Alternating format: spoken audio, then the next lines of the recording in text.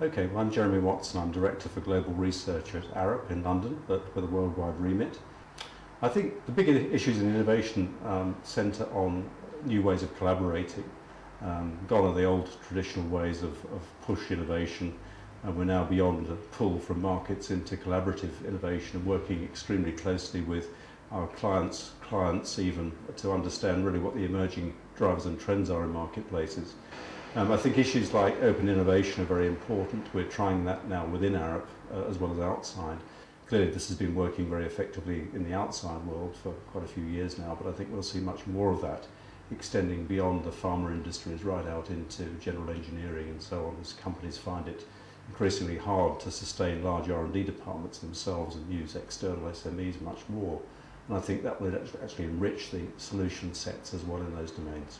I think we need to look at new ways of partnering between industry and academia, particularly.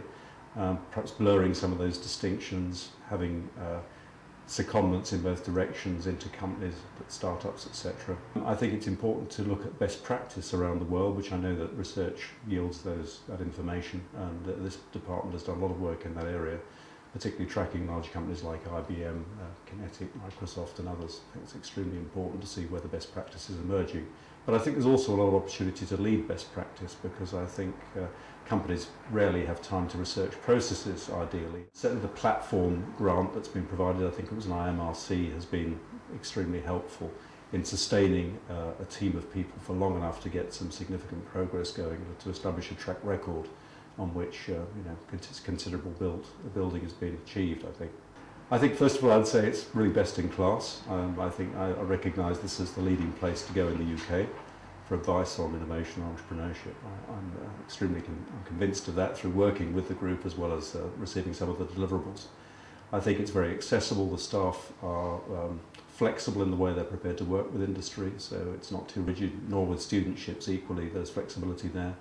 I think ideas are very rich here, and the true innovation is happening, so it's very helpful for business to engage. And in fact, over the course of quite a few years of engagement with this group, I've advised several companies to get involved, and they've all benefited as far as I'm aware, including Arup. Well, I have actually told policymakers about the IE group. I think, again, for the same reason that the IE group represents best practice, where there's change management to look at in government or elsewhere, then I think this group can offer some significant insights through the work that the group does with private sector management training. I'm convinced that there's a lot to offer to the private sector, and I believe that some members of staff here have been helping the Royal Society, for example, in training fellows in that way. So I think all aspects of management training, not just innovation, but I think process innovation particularly in the public sector is very important to get the new requirements that will emerge with doing more for less money, particularly, and restructuring departments in effective ways.